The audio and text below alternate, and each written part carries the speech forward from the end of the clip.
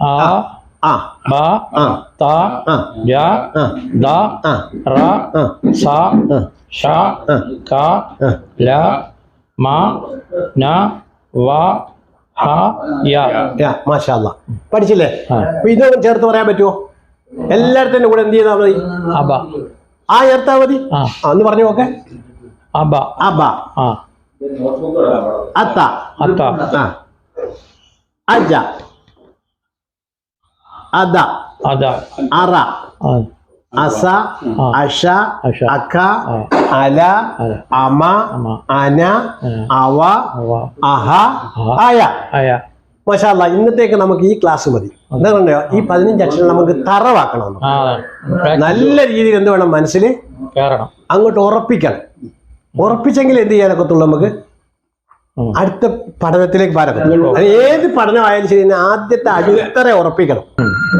പഠിക്കുമ്പോൾ ശ്രദ്ധിക്കേണ്ട എന്താണെന്നറിയോ, ഇത് പഠിക്കാതെ അടുത്തതിനകത്ത് പോരുത്. ഇത് പഠിച്ച് മനസ്സിൽ നല്ലോണം തറവായതിനു ശേഷം എന്താനൊക്കത്തുള്ളൂ അടുത്തത്. ഇപ്പൊ എനിക്കൊരു കാര്യം നിങ്ങൾക്ക് മനസ്സിലായി, ഇത് പെട്ടെന്ന് കൂട്ടി വായിക്കാൻ നിങ്ങൾക്ക് ആദ്യത്തെ ദിവസമായിട്ട് പറ്റത്തില്ല. ആദ്യത്തെ ദിവസമായിട്ട് പറ്റത്തില്ല. അടുത്ത ദിവസം എന്ത് ചെയ്യാൻ പറ്റും? നിങ്ങൾക്ക് പഠിക്കാൻ പറ്റും. നിങ്ങളിപ്പോ ഇത് പഠിക്കേണ്ട രീതി കൂടെ പറഞ്ഞില്ല. ഇത് മൊത്തത്തിൽ 15 അക്ഷരം നിങ്ങൾ പഠിക്കണ്ട.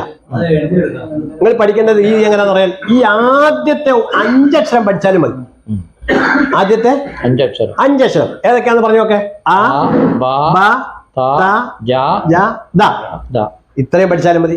എന്നിട്ട് എന്ത് ചെയ്യണം, ഈ അക്ഷരങ്ങൾ കൊണ്ട് ആ പരസ്പരം അങ്ങോട്ടും ഇങ്ങോട്ടും ബന്ധിക്കാം. ഉദാഹരണം പറഞ്ഞാൽ അതാ അബത്ത പറയാമല്ലോ, അബത്ത. 2 അക്ഷരം പറഞ്ഞാൽ അബ പറയും, 3 അക്ഷരം പറഞ്ഞാൽ അബത്ത പറയും. ഇനി ആ ബ ജ പറയാം, ആ ബ ദ പറയാം അല്ലേ, 3 അക്ഷരം പറയാം അല്ലെ. 2ഉം 3ഉം അക്ഷരമാണ് ആദ്യമേ പഠിക്കേണ്ടത്. വലിയ അക്ഷരം, അതുപോലെ എളുപ്പമുള്ളതേ പറയാവൂ. നമ്മളിപ്പോൾ എന്ത് ചെയ്യുന്നത് എന്താന്ന് പറഞ്ഞാൽ, നമ്മുടെ പുസ്തകത്തിൽ തന്നെ പറയുന്നുണ്ട്, നമ്മളെ ഈ പഠനത്തിന് ഉപയോഗിക്കുന്ന പുസ്തകങ്ങളുണ്ട്. നമ്മൾ തയ്യാറാക്കി 15ഓളം പുസ്തകങ്ങളുണ്ട്, 100 ചില്ലുവാനും ചാർട്ടും ഉണ്ട്. ഇതിൽ നമ്മൾ പറയുന്നത് ഫ്രം ഈസി ടു ഡിഫിക്കൽട്ട് എന്ന് പറഞ്ഞാൽ എന്താണ്, അറബി അക്ഷരങ്ങളിൽ കുറെ ടഫായ.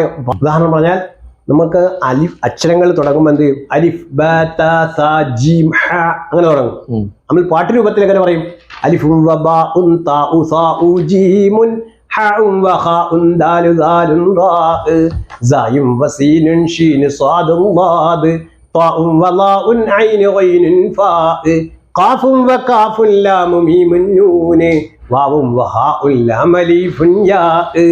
അപ്പൊ അവിടെ എന്ത് വരുന്നത്, ഐനും ഓയിനും ഖാഫും ഒക്കെ വരുന്നുണ്ട്.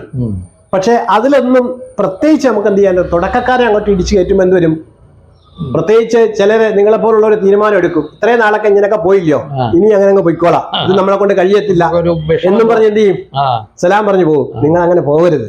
അതിനുവേണ്ടിയാണ് നമ്മൾ എന്ത് ചെയ്യുന്നത്, എളുപ്പമുള്ള വഴികളാണ് നമ്മൾ കാണിച്ചിരുന്നത്. കാരണം പരിശുദ്ധ ഖുർആൻ ഓതാനാണ്. നാളെ നമ്മുടെ ജീവിതത്തിന്റെ വിജയത്തിന് വേണ്ടിയുള്ള പഠനമാണ്. അല്ലാഹു തആല നമ്മളെല്ലാം സ്വീകരിക്കുമാറാകട്ടെ. അസ്സലാമു അലൈക്കും.